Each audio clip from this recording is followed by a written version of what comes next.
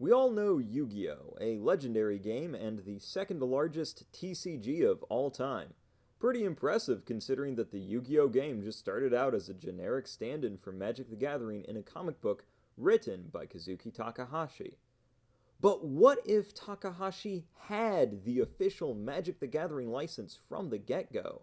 Today I theorize how the first season of the Yu-Gi-Oh! Anime would look if the characters played Magic instead of duel monsters. I'll be designing cards and decks for the main Yu-Gi-Oh! Cast in the style of 1995 Magic the Gathering. Since both Takahashi and Garfield didn't really care much about balance and took tons of liberties with their cards and stats,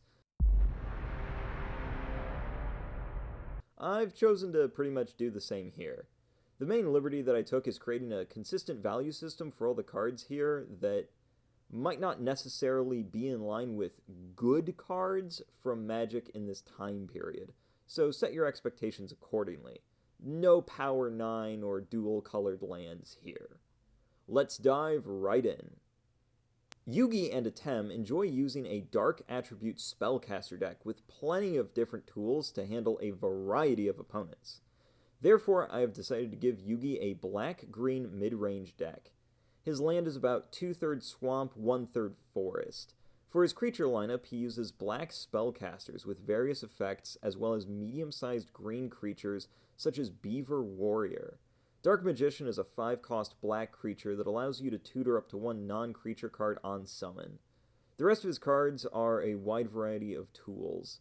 Kuribo prevents damage, D-Spell gives him a counterspell, and Unicorn's Horn lets him boost creature power. Moving on to Seto, he was pretty obvious in my opinion. A white-black control deck is absolutely what he would choose to play, using cheap black creatures and control spells to slow the game down and allow him to build up the mana needed to summon out massive white dragons. Crush Card Virus is easily the most fun card I made for him. It allows Kaiba to destroy all enemy creatures with 4 toughness or greater on the field or in deck. Joey Wheeler. Yup, okay. As much as I loathe Joey's deck, here's a chance for me to seriously flex. I'm going to make Fusion a thing. One quick note is that the side deck wasn't really an enforced or consistent thing in Magic the Gathering until much later in the game's life. However, some evidence does exist to point that it was considered by the dev team early on, so I'm taking a quick liberty with this just to reduce card text. Joey being Joey runs a 3-colored deck of black, green, and red. Of course, the important cards to show are his fusions, Thousand Dragon and Flame Swordsman.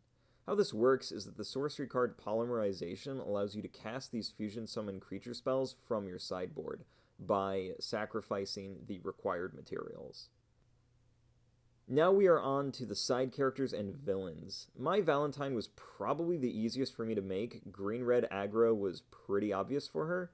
Her core creature lineup consists of Harpy Lady and a few Amazoness monsters. Her most interesting non-creature is Triangle Ecstasy Spark, as it sets the power of all Harpy Lady to 7 for the turn. Time to talk about my favorite character in the series, Maximilian Pegasus. He uses a self-described Toon and Illusionist deck. Pegasus in the story uses a wide variety of attributes, so it was pretty hard for me to pin down what colors he would use. In the end, I decided to go with white and blue for him. Blue was for Toon Mermaid and Toon Alligator, and the white was for the rest of his spell lineup. The reason I decided to go with white was in the Yu-Gi-Oh! Anime, there seems to be a trend for heroes to use dark and villains to use light. So I decided to keep that trend here. Toon World works a lot more like it does in the anime, rather than how it works in the actual game. I figured that would be way more interesting. Pegasus's deck runs very few creature spells overall. He uses cards such as Comic Hand and Mimicat to harass his opponent and yoink their creatures instead.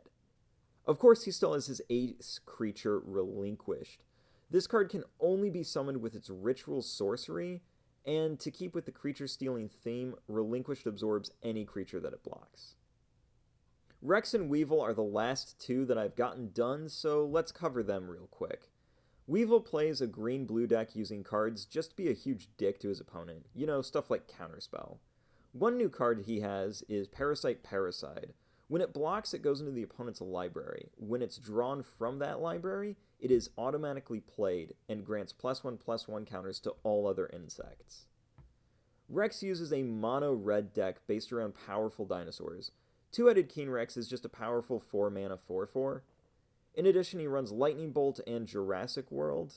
Jurassic World is an enchant land that allows his dinosaur spells to be cheaper to cast. And that's the overview of what I've gotten done. I'll be placing links to the Google Doc I made as well as the card images for each character's deck in the description. I've been Speedrobo, and I'll see you later.